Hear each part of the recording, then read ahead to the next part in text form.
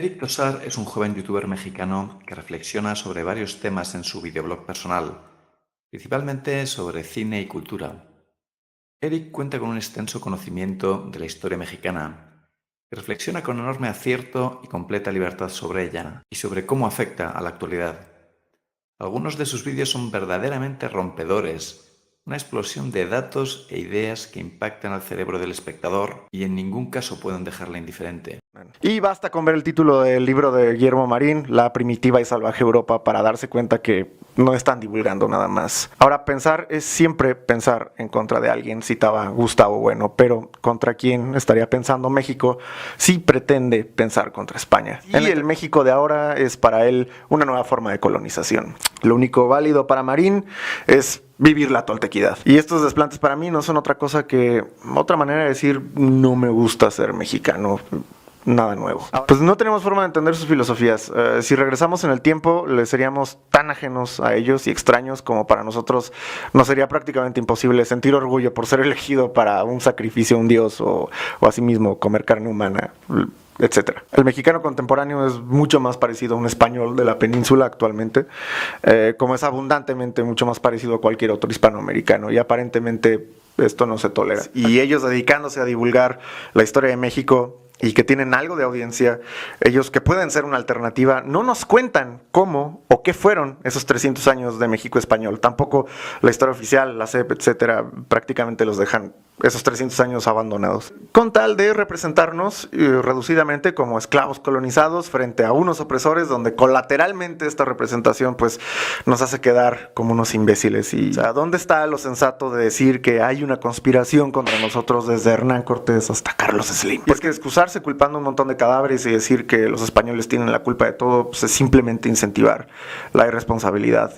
Porque cuando hablan de la conquista se victimiza solo a un pueblo náhuatl, que es el mexica, cuando al hacer esto pues están invisibilizando la voluntad de los indígenas que querían destruir Tenochtitlán, que son entre otros Huexotzingas, Tlaxcaltecas, Cholultecas, Cempaltecas, Xochimilcos, incluso los mismos texcocanos. Asimismo, la nobleza indígena pasó a ser parte de la nobleza española también.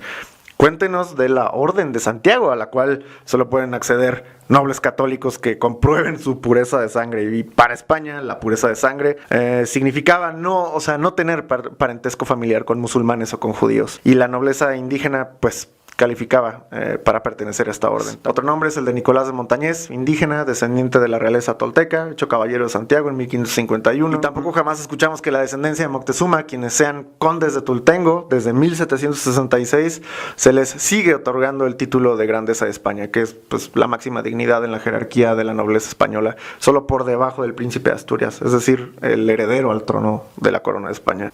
Pues también cuéntenos que los indígenas sí se quedaron con sus lenguas y que los españoles y anahuacos, hablando en las claves de Marín, oficializaron la gramática náhuatl, editada e impresa para el mundo en 1547. O sea, 40 años antes de que la lengua inglesa tuviera un libro de gramática y 26 años antes de que la gramática alemana. O sea, se les olvida contarnos que además de que Cuba pertenecía a Nueva España y era administrada desde la Ciudad de México, se nos encargó la construcción del Real Astillero de La Habana, donde durante el siglo XVIII se construyeron 64 barcos de guerra para la Armada Española y fue el astillero más importante de España, puesto que fue el que más entregó navíos a la Armada Española.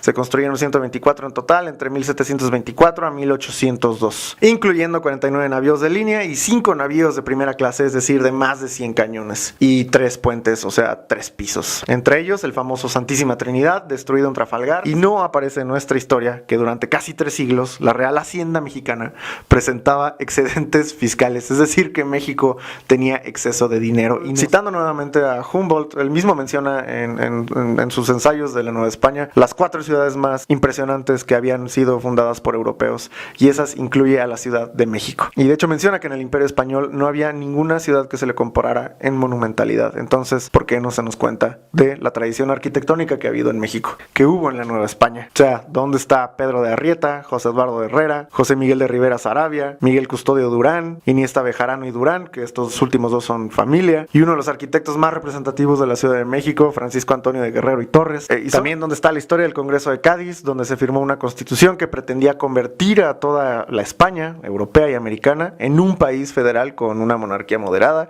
y donde México tenía una de las mayores representaciones con 12 diputados para Nueva España. Y hablando de mexicanos notables, ¿dónde está la Enciclopedia de Mexicanos Notables publicada en 1755 por Juan José de Higuera y Eguren, que suman 2000 nombres de mexicanos, indígenas, mestizos y blancos, distinguidos en letras, ciencias y artes, llamada Biblioteca Mexicana? O sea, ¿y dónde están todos esos nombres? ¿Dónde está la puta historia de México? Y es que me parece indignante que los mexicanos solo tengan en la cabeza la idea de que México solo eran oro y esclavos, ¿no? Citando ahí a Iván Vélez. Y con estos ejemplos ya podríamos darnos una mejor idea de quiénes somos hasta ahora. Y perdón por el meme que voy a hacer, pero México tiene una cita con España. Y en estas instancias no habría manera de que un mexicano o cualquier hispanoamericano, entendiéndose de esta manera, tuviera vergüenza alguna de decir: yo fui parte de uno de los imperios más grandes que ha habido en el mundo. Y claro, para el caso de México, o sea, no obstante, con eso, nada menos que cuna de civilizaciones madre. Entonces, entendiéndonos de manera mucho más profunda, entonces sí, México, con absoluto placer, va a poder emborracharse bebiendo de su propia historia directamente, de esa botella de grandeza que representaron nuestras civilizaciones hoy extintas, así como encontrarse con que tiene 600 millones de hermanos de habla española desde Europa hasta Tierra de Fuego en Argentina. ¿Quieres generar orgullo a través de la enemistad con otros países? Aquí sí, muchísimo cuidado, porque regresando a la cita que hice al principio de Gustavo Bueno, cuando se piensa en contra de alguien, y aludiendo a la pregunta de contra quién estaría pensando México si piensa en contra de España, la respuesta es: México estaría pensando en contra de México. El saqueo y todo esto, que es una frase clásica que sacará todo mundo, también la del genocidio, pero esto del saqueo está completamente descartado. Estás fuera de la jugada si estás hablando de saqueo, no tienes idea de qué estás hablando. Más bien la cosa es cómo negociábamos. Pero regresando a la pregunta, otra es el genocidio. Eso El me encanta. genocidio. Sí, sí, yo, siguen sosteniendo esto del genocidio, así, ok.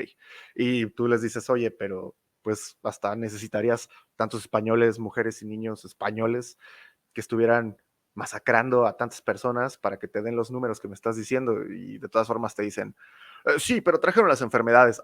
Ok, búscale 500 pies al gato, pero manténme esa narrativa de que España es lo peor que le pasó a México. Madre mía, es que, no sé, hace poco he participado en la redacción de un libro y yo me encargué de la redacción del capítulo sobre hospitales y es alucinante ver lo que se hizo y que, por ejemplo, en el siglo XVI España construyó 350 hospitales en América, 220 de ellos en Nueva España, ¿no? En el siglo XVI. Los ingleses, el primer hospital que hacen es en Nueva York, 150 años más tarde, 1660 y algo, y solamente atendía a marineros y soldados. Era un hospital fundado por la Compañía de las Indias Orientales. Ahora mismo pienso en el Hospital de San José de los Naturales en México ciudad, con 300, 400 camas y que pues, trató la epidemia de sarampión de la década de 1530, ¿no? Entonces, o sea, me entristece tanto que no se sepan unas cosas y que, en cambio, pues se dé credibilidad a lo que ya los meros ojos deberían negar, ¿no? Porque simplemente ver pues, que el porcentaje de gente, de población con genes indígenas en México es, no sé, 70-80%, ¿no? Sí, sí. Y las realidades, ¿no? Porque, no sé, no se sabe que... Mira, una pregunta que te hago. Cortés está enterrado en el Hospital de Jesús, un hospital que él mismo fundó en 1524, que hoy día sigue vigente. Pues entiendo que esas cosas ni se saben, ni nadie las cuenta, y porque ya son hechos como, Cortés fundó un hospital y que todavía sigue vigente, y un hospital en el que se trataban a los indígenas. Es que eso me parece que choca frontalmente con la idea de genocidio, ¿no? Sí, Cortés está enterrado en una iglesia cerca. Sí, sí, es la capilla del hospital de Ajá. Jesús. Sí, claro, la gente desconoce el dato. Y de todas formas, yo recuerdo haber escuchado también, bueno, leído debates, ¿no? En comentarios acerca del hospital fundado por Cortés. E inmediatamente es lo mismo a lo que vuelvo. O sea, inmediatamente van a decir o a buscar esos 500 pies al gato. Entonces te tiran esto de, sí, pero estaban divididos los indígenas. O sea, los españoles estaban acá y los indígenas estaban separados porque pues les daban asco. O sea, sí tenían el hospital, pero pues estaban separados. Oh, come on. Sí, Y es justo al revés. En 1511, Fernando el Católico promulga una cédula en la que dice que se traten en los mismos hospitales a cristianos, es a decir, todos. españoles y a indígenas. O sea, es que, bueno, pues todas estas cosas tenemos que esforzarnos en darlas a conocer porque o sea, la leyenda negra es una realidad y es una realidad potentísima como estamos viendo y no solo porque ya haya automatismos que la perpetúan, sino porque se Sí, sigue emitiendo información. Entonces, bueno, pues los divulgadores creo que tenemos que hacer esta labor porque, bueno, me parece muy negativo, pero para la propia identidad mexicana, ¿no? Entonces, bueno, hay que basar en la verdad. Y bueno, pues aquí tampoco vamos a crear una leyenda rosa y habrá habido muchos abusos, muchos excesos, pero creo que hay que hacer la lectura correcta bueno, de lo que sucedió, ¿no? sí, sí, sí. Completamente. De hecho, yo también lo mencioné en el video de Tenoch Huerta, a través de, porque lo primero que empiezo a hacer con este video de Tenoch Huerta es desmontar justo la mentira que tira ahí enseguida en su programa, esto de la Puedes creación de hacer un, Puebla. un resumen de esa polémica porque llega un poquito a España, pero es muy posible que muchos espectadores españoles o hispanoamericanos no la conozcan. La polémica, la de, bueno, y hay varias, la última, la última es la que están estas recientes acusaciones que tiene de acoso, este, y otras polémicas, ufa, bueno, es que está metido no es una especie de chiringuito, la verdad no sé qué sea, que se llama Poder Prieto, que son antirracistas, entonces Ujú. ha metido las manos en varios lugares, Tenoch Huerta, entonces no me acuerdo En qué tu otros. vídeo criticabas una que él decía una serie de, bueno, mentiras, Ah, supongo que por desconocimiento, sobre la fundación de Puebla, ¿no? De la ciudad de Puebla. exacto, y eso no fue polémica, es que está completamente sumido. Yo agarré la porción porque pues, estaba revisando los materiales de Tenoch Huerta y dije, no te la puedo creer.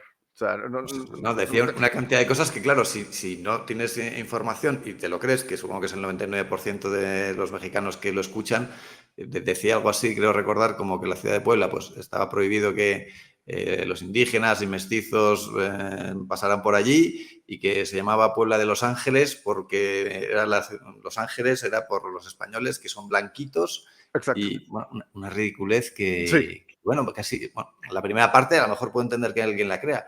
La segunda es como, pero ¿de verdad a alguien esto le puede dar credibilidad? claro, entonces ahí es exactamente donde entro y tengo que aclarar quién es Julián Garcés, Fray Toribio de Benavente, cómo están involucrados, de dónde sale el nombre de Puebla de Los Ángeles.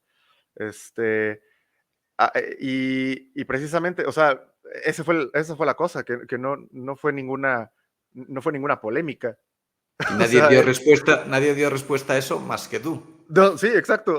Yo fui el único que agarré la porción y desplegué el resto del video. Y más adelante en el video digo, claro, y dejé la bibliografía en el video también para sellar el argumento que yo estaba Sí, sí, dando. sí. Y también en el video dije, ahí está, aparentemente por lo que se ve, la leyenda negra nace todos los días. Es decir, tú agarras y haces historia espontánea, ¡pum! Ahí está. No, sí, o sea, pues Puebla de Los Ángeles porque pues ellos son ángeles porque son blanquitos. Así, come on, come on. No, y luego que hay gente que se ríe de la leyenda negra y dice que la leyenda negra no existe. Se me viene César Vidal, por ejemplo, que lo repite constantemente, este Ah, historiador que tendrá algunas virtudes, pero que es totalmente sesgado. O sí, sea, sí, uff, lo Vidal. que hay que aguantar con que la leyenda negra no existe es una realidad palpable, diaria y que contribuye a lo que hace 500 años, para lo que hace 500 años se creó, que es pues, mantener dividida a la comunidad hispana y con un sentimiento de repulsa hacia sí misma. Sí, exacto. Y de hecho, nuevamente, o sea, esto de la leyenda negra no necesariamente quiere decir que los que ya nos estamos, todos los que se han estado aventando en contra de la leyenda negra, no necesariamente es como una, Porque todos lo creen, o sea, todos lo dicen, que se tiene una idealización imperialista, colonialista, y que a veces queremos exaltar este, la parte hispana y que los hispanistas, porque así los llaman, ¿no? O sea, yo no utilizo mucho esa distinción, el término hispanista, porque esos son los filólogos, historiadores. Este, Ujú.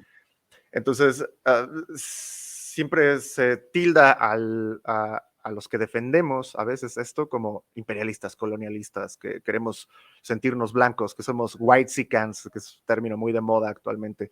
Y no, o sea, yo principalmente, por ejemplo, los videos que hago, si están dirigidos a esto, son videos en función de México, no, ni siquiera de España. O sea, en el video de México es lo peor que le pasó a España, la mayoría de la audiencia es española. A los mexicanos no les interesó, no les llegó, el algoritmo no ayuda o lo que sea. ¿Ah, sí? Pero ¿Ah, sí? sí, Bueno, ajá, eso es una pena, eso es una pena. sí, sí, sí.